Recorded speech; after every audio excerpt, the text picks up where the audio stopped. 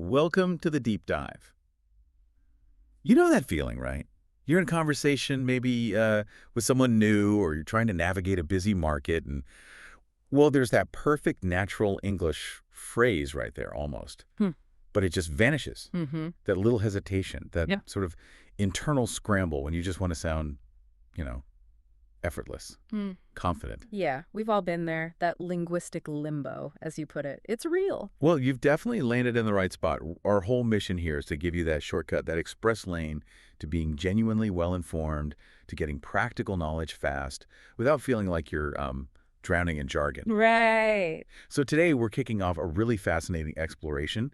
We're decoding some everyday English phrases, the kind that seem pretty straightforward, but actually they carry a surprising amount of social meaning and real communicative power. And the source material is interesting too, right? From resources for English learners. Exactly.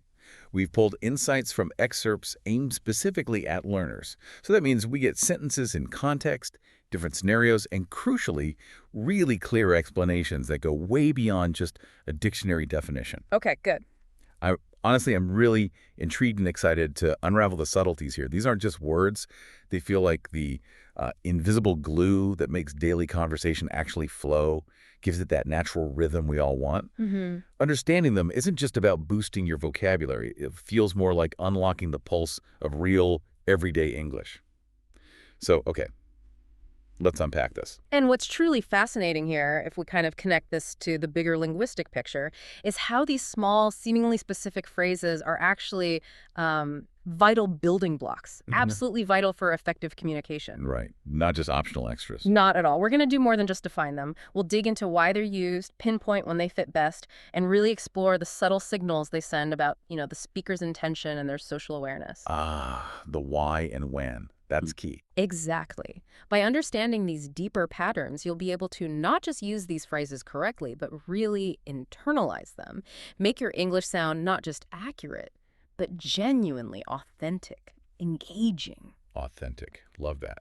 Our discussion today should really shed some light on how each phrase, in its own unique way, contributes to the art of connecting through language. That's such a crucial distinction, moving beyond just correct grammar to sounding truly authentic. Okay, let's dive straight in then. Our first phrase is incredibly common, super efficient, and often signals a real eagerness to listen. Shoot. Yeah. Now, I can imagine for someone not familiar, especially if you think of the literal meaning, it might sound a bit abrupt, maybe even a little aggressive. That's a really good point about potential misinterpretation. Absolutely. In conversation, it's completely different, a total transformation. Totally. The core meaning, the main function of shoot, is basically an informal but really concise way to invite someone to speak, ask a question, share a thought. Go ahead. Pretty much. It's the verbal equivalent of go ahead or tell me what's on your mind. But it has this unique conversational kind of flourish, like a green light. Okay. When you use shoot, you're actively signaling not just that you're ready, but there's an openness there. You're inviting the other person to just go for it, no hesitation. It cuts through the preamble. Exactly. It acts as a conversational accelerator, gets straight to the point, which, let's be honest, can be incredibly refreshing in our sort of fast-paced interactions. And the beauty of it, the real genius, I think, is in that unspoken part. It's not just an invitation. It's, like you said, permission to skip the fluff. It signals such immediate readiness, maybe even trust, that it almost creates this little conversational vacuum, just pulling the speaker's thoughts right out. Yeah, that's a great way to put it. So on one hand, it's beautifully informal. This is definitely not something you'd use in a super formal business meeting, right? Like with a new client or in a very structured setting. Oh, absolutely not. No. It's best for casual chats, friends, colleagues you know well, relaxed places where you've already got some rapport. Right. You wouldn't say shoot if your CEO walks up with a serious look on their face. Definitely not. In those more professional spots, you'd reach for something like, please proceed, or how may I help you? Maybe just a simple, I'm listening. Yeah. Much safer. The choice of shoot immediately sets a particular relaxed tone, casual. Exactly. It flags the type of interaction. Precisely. And if we dig a bit deeper into the subtle stuff, the implications, shoot can actually convey a slight eagerness on your part. You want to hear what they have to say. More than just passive permission. Right. It's more than just granting permission. It can be like a gentle, encouraging nudge, especially if someone seems a bit hesitant or maybe they're taking a second to gather their thoughts. It kind of implies, I'm ready, I'm listening intently, don't hold back, let's hear it. Yeah, lay it on me. Kind of, and that makes it incredibly efficient. A verbal shorthand. It streamlines the whole turn-taking thing in conversation and respects everyone's time by skipping those more elaborate invitations to speak. Speeds things up. Literally expedites the exchange, shows you're a dynamic, engaged listener, not just waiting passively. I love how it packs so much meaning into just one syllable.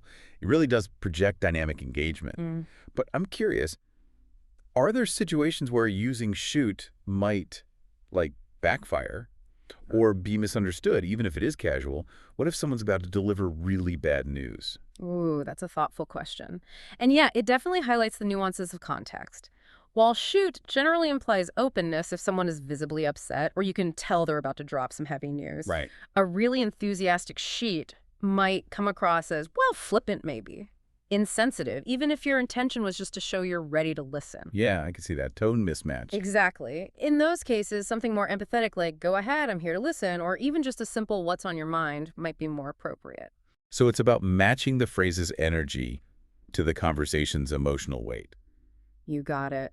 It really makes you think about how we signal not just readiness, but also empathy, right? That's a fantastic distinction. So it's not just about being polite in a generic way. It's about signaling readiness and respect for their time and their emotional state. Oh. Okay, let's run through a few more scenarios where shoot really works well, makes your English sound supernatural. Okay. Imagine you're grabbing coffee with a colleague, casual setting, and they start looking like they've got something on their mind, a question brewing. Maybe they're shifting around, making eye contact. You could lean in a bit and say, you have a question? Shoot. It doesn't just open the door, it practically pulls it wide open, instantly. Yeah, very inviting. Or picture this. A friend just got back from an amazing trip, or maybe they have some big life update. They say super excitedly, I have huge news. Okay. Your immediate enthusiastic reply could be, oh, really? Don't leave me hanging. Shoot. Right. It tells them you're all ears, ready for the scoop, eager to hear it all. It shows genuine, active engagement, a shared excitement for whatever they're about to spill, builds that anticipation. Yeah, totally. And it's brilliant in collaborative settings like brainstorming, where you want ideas to just flow freely. Picture a session that's gone a bit quiet. Happens all the time. And you want to get things moving again, break the ice, get people comfortable sharing unfiltered thoughts. You could kind of gesture around the room and say, anyone got any ideas? No matter how wild, don't hold back, just shoot. Yeah, that's a perfect use case. It's an invitation to just throw things out there. Signals that all contributions are welcome. Speed and raw ideas are valued over perfect phrasing in that moment. Takes the pressure off. Definitely. And we could even stretch it to a more personal, maybe slightly urgent scenario. Let's say you're on the phone and your partner suddenly says, honey, I need to tell you something important, but I'm not sure how. Your reply could be, just shoot. I'm here, whatever it is. Shows immediate support, right? A desire to get to the core of it without delay. Right, cuts through the hesitation. Yeah. Okay, so for you, the listener, getting comfortable with shoot can make your English sound way more natural, friendly, engaged. Absolutely. It signals active listening, confidence in informal settings. It's kind of a quick win for sounding like a native speaker who's comfortable, fluent in conversational stuff. It really elevates your conversational game, adds that layer of approachable efficiency. It's one of those small phrases that genuinely makes a big difference in how you come across. It really is a powerful little word. Okay, so we've talked about inviting conversation. Now let's switch gears. How about navigating the physical world around us?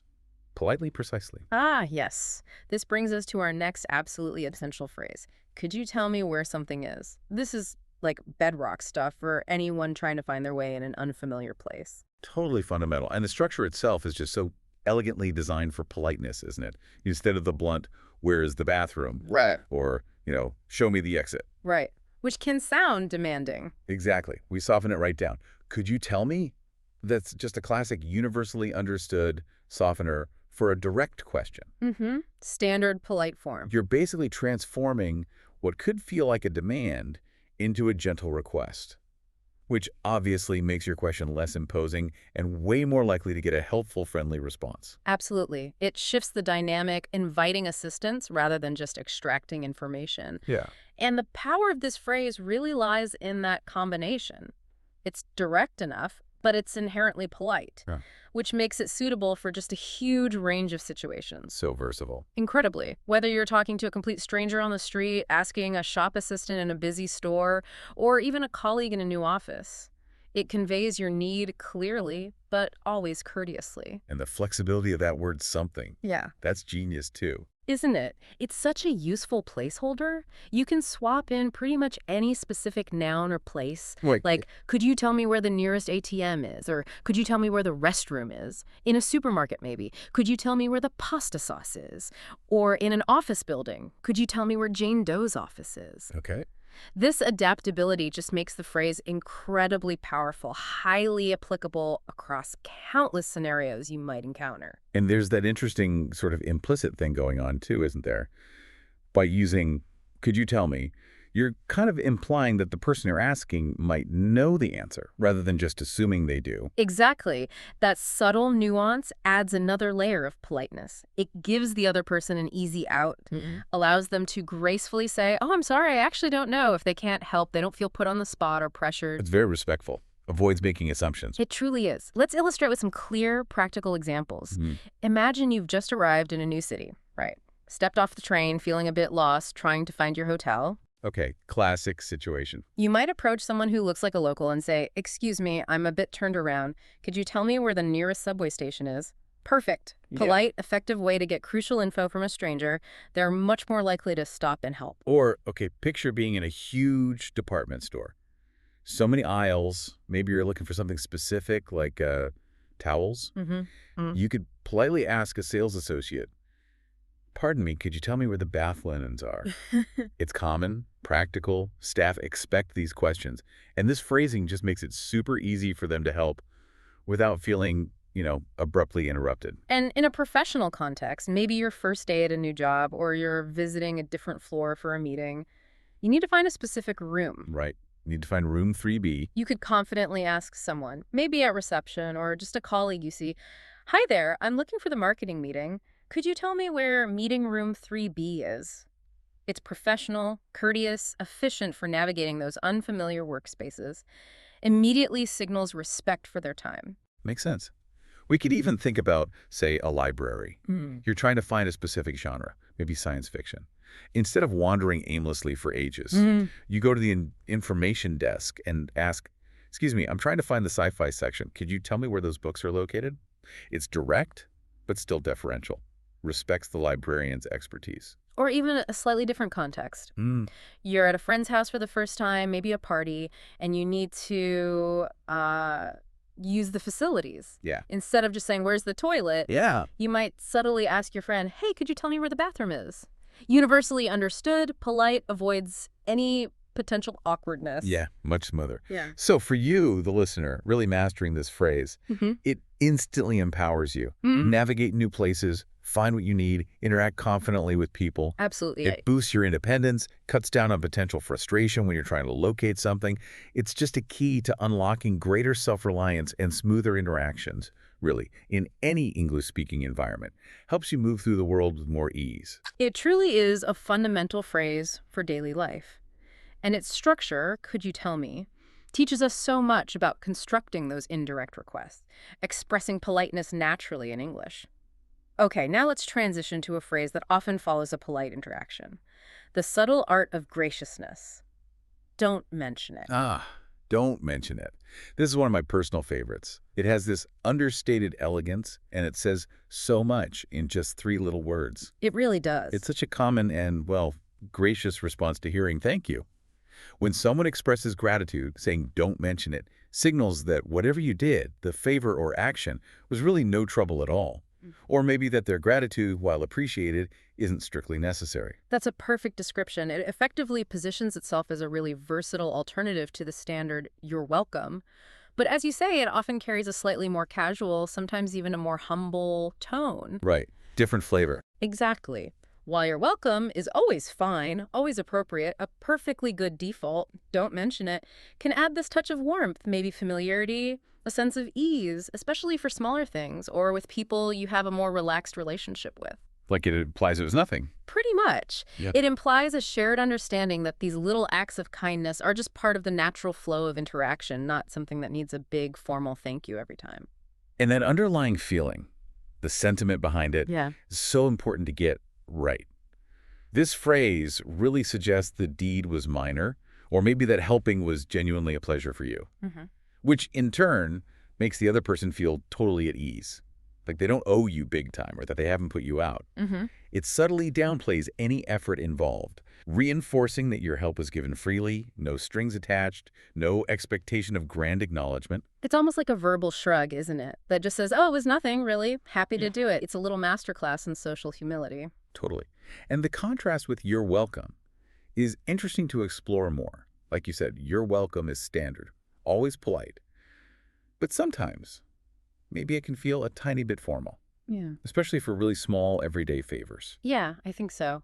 Don't mention it can feel more natural, less stiff in those quick exchanges. For instance, if you just held a door open for someone passing by. Right. Super quick interaction. Don't mention it feels maybe a little lighter, more natural, conveys that swift, effortless exchange better than a more formal sounding "you're welcome." It's about picking the right shade of politeness, the right level of familiarity for that specific moment, depending on the context and your relationship. And it taps into certain cultural values too, doesn't it? Yeah. It feels like a phrase that subtly promotes values of humility, kindness, suggesting that good deeds are just done because it's the right thing, not because you expect a big thank you. Absolutely. It fosters that sense of mutual consideration, reciprocal helpfulness in social interactions, almost reinforcing a kind of community spirit in a small way. Yeah, I like that. Okay, let's look at some clear scenarios where "don't mention it" just works perfectly. Scenario 1. You held the door open for someone struggling with a big box. Okay. I say, "Oh, thanks so much for grabbing the door." Your smooth, easy reply, "don't mention it." Simple, effective, puts them at ease immediately. Perfect. Or scenario 2. You spent, say, 5 minutes helping a colleague find a tiny detail in a report they were stuck on, something quick for you. Later, they come over and say, hey, I really appreciate your help with that report section. It saved me ages. You could respond, oh, don't mention it. Happy to help. Glad I could sort it. Nice. Reinforces helpfulness, Yeah. reduces obligation. Exactly.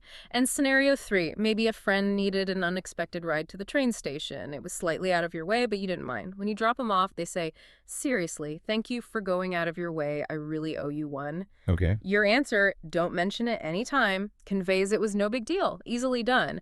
And their gratitude, while nice, doesn't need further discussion or create a sense of debt. Yeah, it keeps it light. Let's add maybe 1 or 2 more. Scenario 4. You spot a friend $5 for coffee because they forgot their wallet. They pay you back later. As they hand over the cash, they say, thanks again for spotting me. You might just reply, don't mention it, you're good. Yeah. Super casual, dismisses any need for more thanks. Totally fitting for that situation. And scenario 5, maybe you give someone a compliment. Say, you tell the host of a dinner party the food was delicious. They thank you for the kind words. Right. Your response could just be a warm smile and a quiet, don't mention it, implying the compliment was genuine and didn't need a formal acknowledgement. It just was. Okay, that makes sense. So for you, the listener, using don't mention it really helps you respond graciously, humbly when someone thanks you. It fosters positive social vibes, conveys a warm, approachable kind of personality. It's a small but mighty phrase. Definitely contributes to your overall likability and ease in conversation. A subtle signal that you're helpful, kind, considerate, and you act without needing constant praise. Yeah, really useful one to have in the toolkit. Okay, now this brings us to a particularly interesting phrase from our source material.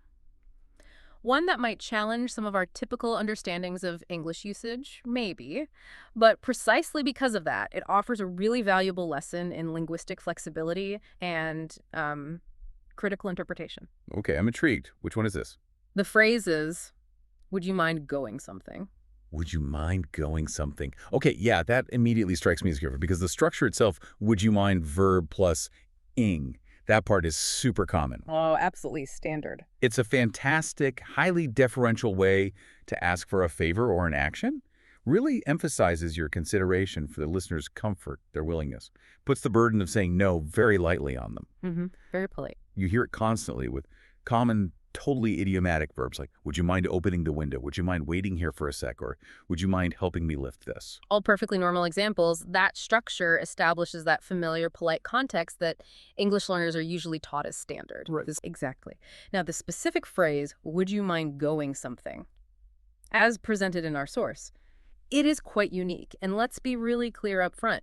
This is not a standard idiomatic English expression that you'll commonly hear or should aim to use in everyday conversation. Okay, good disclaimer. So it's unusual. Very unusual. In fact, I'd say many native speakers would find going something in this specific construction to be grammatically awkward, or at the very least, highly unconventional. Why is that? Well, while the would you mind verb plus ing structure is standard, the specific verb phrase going something is far less common, far less idiomatic than, say, doing something or getting something.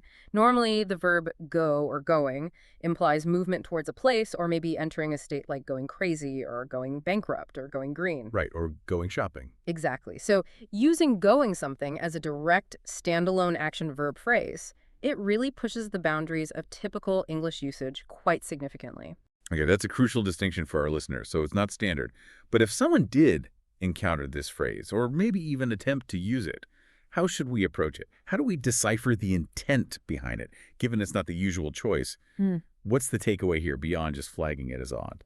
Right. And this, for me, is where it gets really interesting because it shows how language, especially in real-world communication, can be incredibly flexible. And sometimes, yeah, a little ambiguous or even, well, non-standard. While going something isn't a standard idiom, we can try to infer its possible meaning by looking at the context, especially that super polite would you mind structure. Okay. The lesson for learners here isn't really to use this specific phrase themselves. It's more about learning how to critically evaluate unusual phrasing when you hear it, distinguishing between, say, creative usage, maybe regional variations, and what's considered standard grammar. So it teaches interpretation skills. Exactly. It teaches you to focus on the underlying structure. The would you mind part is clearly polite and the speaker's likely intention, even if the wording is a bit off. In this specific construction, going something might imply, potentially, Okay, like what? firstly, maybe initiating an action or undertaking some task without specifying the exact nature of that action, like a request to start doing something, leaving the what kind of open. A bit vague. Could be. Secondly, it might mean starting a process or moving forward with some endeavor. Think of it like a general kickoff or getting the ball rolling kind of request. Okay, initiating. And thirdly, it could just be a more general, perhaps slightly fuzzy request to simply do something when the specific action is left to the listener's discretion. Or maybe even the speaker isn't quite sure what needs doing, just that something does. A general call for action. So the real power, the clear part of the message, even with this quirky verb choice, still comes from the would you mind politeness frame itself. Absolutely. That part is unambiguous. It signals a polite request, even if the going something bit is fuzzy or just an unconventional way to phrase it. The intent to be polite shines through, even if the action requested isn't crystal clear. Got it. And our source, which comes from an expert English teacher, actually gives us some useful hypothetical scenarios to explore this specific usage. Now remember, these are purely to understand the potential interpretation of an unusual phrase, not to suggest you should start using it. Right, understood. Example time. Okay, scenario 1. Imagine you're in a team meeting. There's a problem with the project, needs a solution, but the exact fix isn't obvious yet. You might hear someone, perhaps struggling for the right words or wanting to be open-ended, say something like, we have a bit of a challenge with this project delivery. Would you mind going something about it? Okay, so what does going something mean there? Well, here, it probably implies taking some kind of unspecified action to address the issue. Maybe investigating it further, maybe delegating it, maybe brainstorming solutions. The speaker, possibly intentionally vague, is trusting the listener to figure out the appropriate something. Okay. It's a call to action without prescribing the exact action, relying heavily on context and maybe shared understanding between those people. What about scenario 2? Requesting initiation. Yes.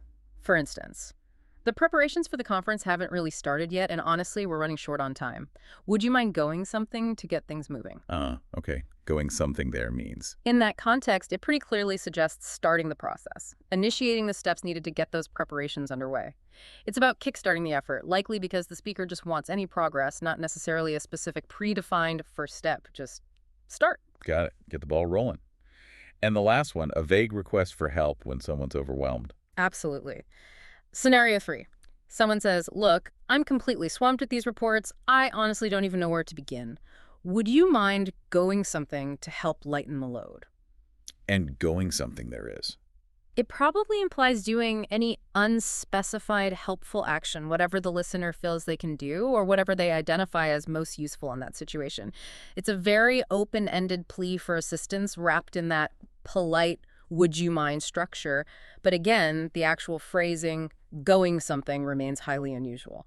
This really does highlight how important it is for learners to stick to the standard and idiomatic ways to make these requests, doesn't it? Absolutely critical. So instead of, would you mind going something? And a native speaker would almost certainly opt for something like, would you mind doing something about it? Or would you mind looking into it? Or would you mind taking care of that? Or even just, would you mind helping out? Exactly right. Those are the natural standard phrases you should aim for. The key lesson here is really paramount for you, the listener. Encountering variations like going something helps you solidify your grasp of standard forms, yes, but it also trains you to interpret less common or even, frankly, unidiomatic phrasing by focusing on that underlying structure and the speaker's probable intention. Builds resilience. It builds comprehension resilience, absolutely. Yeah. Beyond just the textbook examples, it prepares you for the real-world fluidity of language where sometimes things don't fit neatly into the grammar rules you learned. It teaches you to be an agile, maybe even an empathetic interpreter of language. And crucially, it helps you know what phrasing to use yourself versus what phrasing to merely understand if you happen to stumble across it. That's a really powerful takeaway. Know what to use, know what to just understand. Yeah. Okay, from the nuanced and occasionally challenging, let's move to something more straightforward for our final phrase in this deep dive. Sold out. Yes. Sold out. This one feels pretty universally understood, right? But it still carries a lot of weight, a lot of impact when you hear it. It's wonderfully clear, isn't it? Definitive. And yeah, it's something you'll bump into constantly in modern life. It simply indicates that all the available items could be tickets, products, spots for an event, whatever, have been purchased. None are left. The end of the line. Pretty much. It's the ultimate declaration of unavailability due to high demand. A very common, very unambiguous phrase you'll hear all the time in daily commercial interactions. And there's always that immediate sense of scarcity that comes with it, isn't there? When something's sold out, it often suggests, wow, this was popular, high demand. Right. Which can, paradoxically sometimes, actually increase its perceived value. That's a great point, the psychology of scarcity. Right. It creates a sense of exclusivity, that feeling of, oh man, if I didn't get one, I missed out on something really desirable. It's a powerful trigger for consumers, often kicking in that FOMO, fear of missing out. Absolutely. And for the consumer, hearing is sold out usually brings, well, disappointment, frustration, maybe, that distinct feeling of having missed an opportunity. But on the flip side, for the vendor, the shop owner, the event organizer, It's good news. it's a clear sign of success, a testament to the popularity, the desirability of whatever they were offering. So it's a word that evokes strong, often quite contrasting emotional responses from both sides of the transaction, really highlights those dynamics of supply and demand. And its application is just so incredibly broad. That's why it's so vital to grasp. You hear it everywhere. Concert tickets, airline seats, limited edition sneakers, new book releases, popular restaurant reservations. Everything. It's a phrase that cuts across specific industries and situations. It's become a standard part of everyday commercial language, event language. Part of the global marketplace vocabulary, really. Totally. Let's run through some quick scenarios just to cement its use. Scenario 1. You've been desperately trying to get tickets for your favorite band's concert, waiting for the sale to open. On the website, finger hovering. Exactly. You call the box office or you finally get through online only to hear or see, I'm so sorry, but the tickets for that show are all sold out. The worst feeling. A common, often disheartening experience many of us know well. Okay, scenario 2. You're trying to buy that hot new tech gadget, maybe new phone model, or a fashion item everyone's raving about. Right. The must-have item. You rush to the store or you hit the website right at launch time only to find the message. Tried to buy the new gaming console, but it's completely sold out everywhere, online and in all the local stores. Yeah. Speaks volumes about intense demand, how quickly popular things can just vanish from shelves, virtual or physical, often before you even feel like you had a fair shot. Definitely.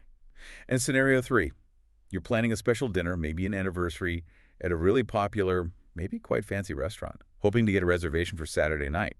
Prime time. You call well in advance, you think, only to be told, unfortunately, the restaurant is completely sold out for dinner tonight and actually for the entire weekend. Ouch.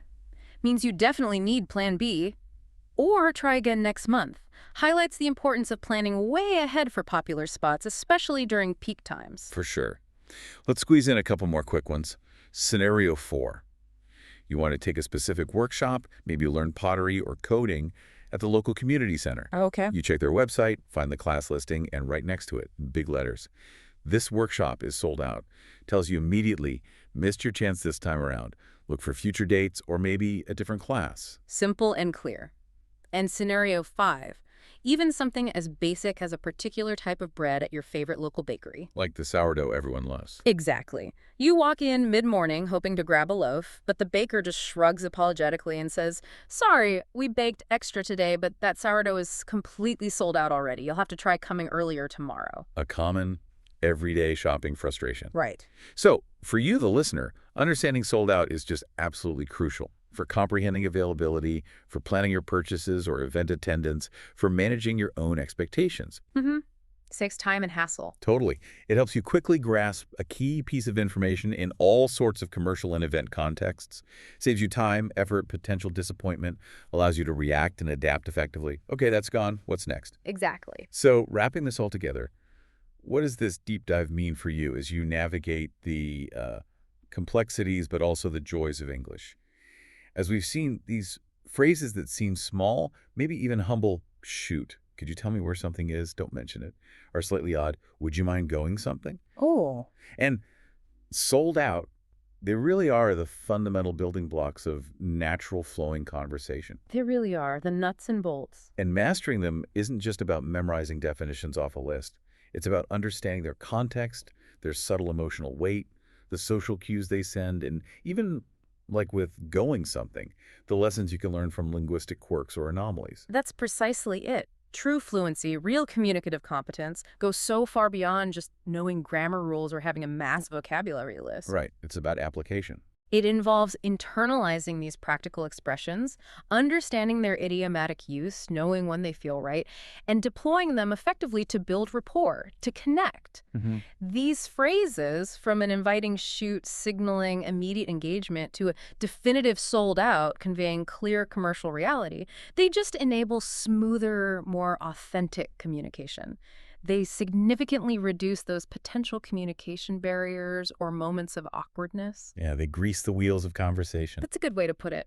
They allow you to participate more fully, more naturally in the ebb and flow of everyday English chats, making you not just someone who speaks English, but someone who truly communicates effectively in English. Ultimately, these aren't just phrases in isolation. They're shortcuts.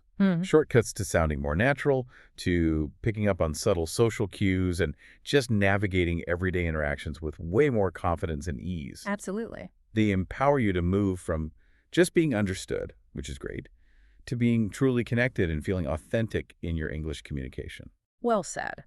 And as we wrap up this particular deep dive, I'd really encourage you, the listener, to start listening intentionally for these phrases in your daily life, maybe when you're watching a show, overhearing a conversation, or having one yourself. Pay attention to the context. Exactly. Notice when and how people use them. Then the next step is to actively practice using them yourself, in appropriate situations, of course. Consistent application, conscious awareness. That's really the key to making them second nature, integrating them seamlessly into your own spoken English. Makes sense. Practice makes permanent. And maybe here's a final thought for you to mull over as you go about your day. Ooh, okay.